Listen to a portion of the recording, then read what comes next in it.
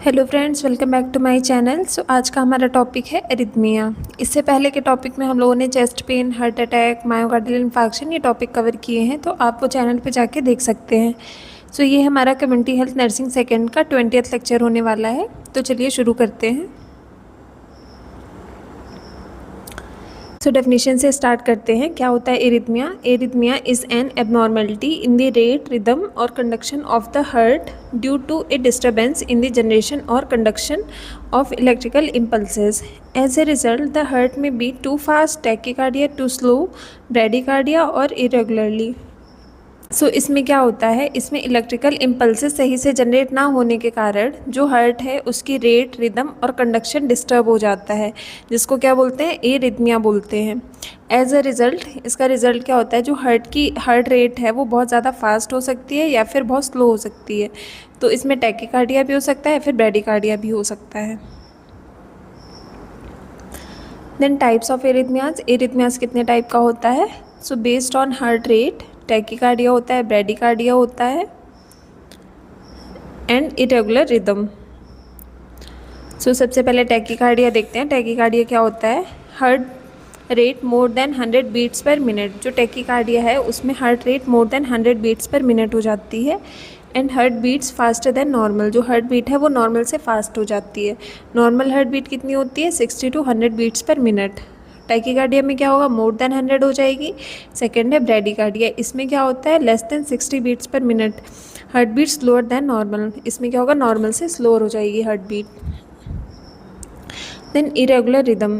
इसमें क्या होता है? Heart beats in an irregular pattern. जो हार्ट बीट है वो इरेगुलर पैटर्न में होती है। एग्जाम्पल क्या है इसके? Atrial fibrillation, atrial flutter, premature atrial contractions, premature ventricular contractions, ventricular tachycardia, ventricular fibrillation. Then causes of arrhythmia. Arrhythmia के क्या क्या कॉजेज हो सकते हैं? सो पहला है कार्डियक कॉजेज। इसमें क्या आएगा? Coronary artery disease. पेशेंट को अगर कोरोनरी आर्टरी डिजीज़ है तो उसकी वजह से भी एरिथमिया हो सकता है। मायोकार्डियल इन्फार्क्शन है अगर, उसकी वजह से हो सकता है।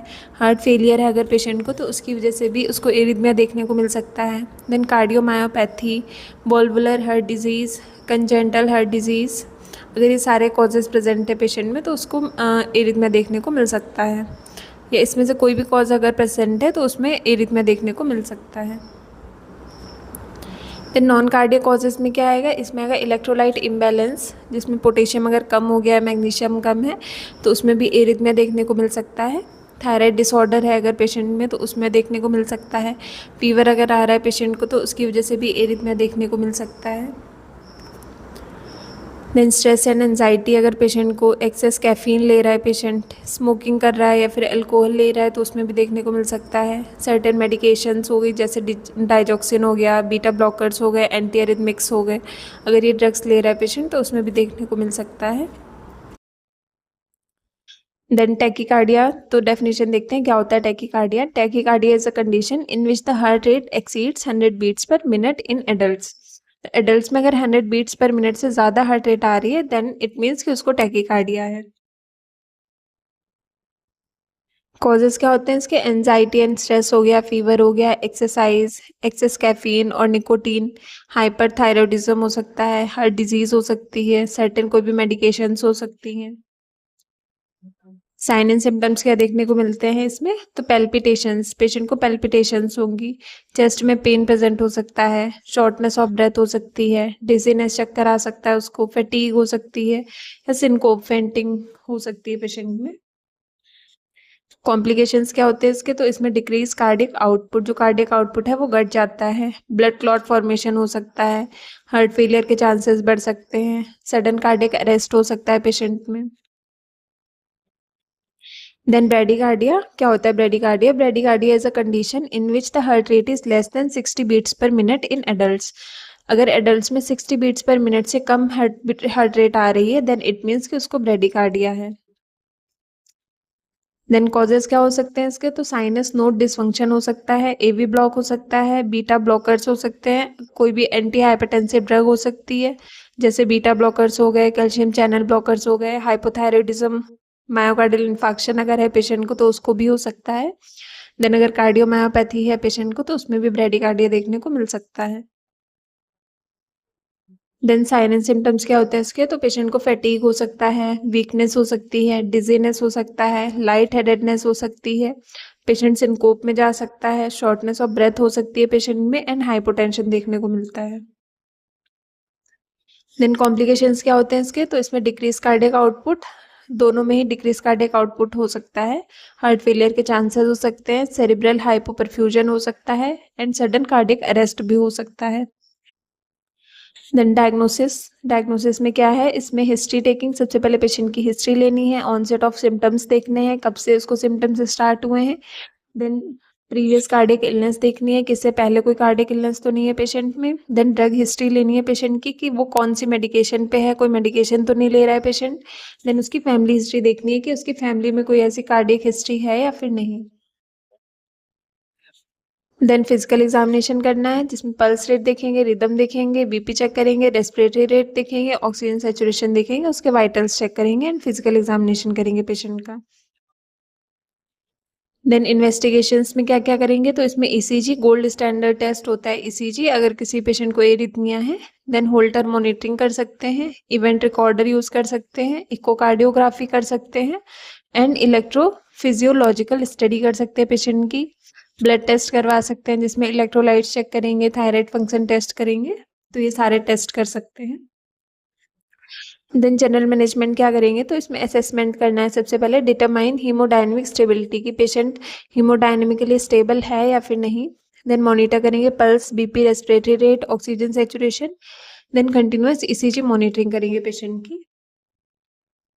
देन जनरल मैनेजमेंट क्या करेंगे, तो अगर पेशेंट स्टेबल पेशेंट है तो उसमें कार्डियोलॉजी कंसल्टेशन करेंगे, मेडिकल मैनेजमेंट करेंगे, एंड अगर अनस्टेबल पेशेंट है तो उसमें इमीडिएट इमरजेंसी ट्रीटमेंट देंगे उसको, प्रिपेयर फॉर कार्डियोवर्जन और डिफिब्रिलेशन के लिए उसको रेडी करेंगे। देन इमरजेंसी मैनेजमेंट में क्या आएगा, इसमें एबीसी अप्रोच आएगी, सबसे पहले एयरवे देखना है, देन ब्रीदिंग देखनी है, देन उसके बाद में सर्कुलेशन चेक करना है। देन सीपीआर कर सकते हैं, इसमें कंप्रेशन रेट 100 to 120 पर मिनट आती है। Then compression depth 5 to 6 centimetre होनी चाहिए। Allow complete chest recoil, minimise करेंगे interruptions, and rotate rescuer every 2 minutes, हर 2 मिनट में रेस्क्यूअर को रोटेट करना है। मेडिकल मैनेजमेंट में क्या करेंगे, तो इसमें बीटा ब्लॉकर्स दे सकते हैं, एग्जाम्पल मेटोप्रोलोल आएगा इसमें, एटिनोलोल। देन एक्शन क्या होता है इसका, रिड्यूस हार्ट रेट, ये हार्ट रेट को कम करता है, एंड लोअर ब्लड प्रेशर जो बीपी है उसको कम करता है।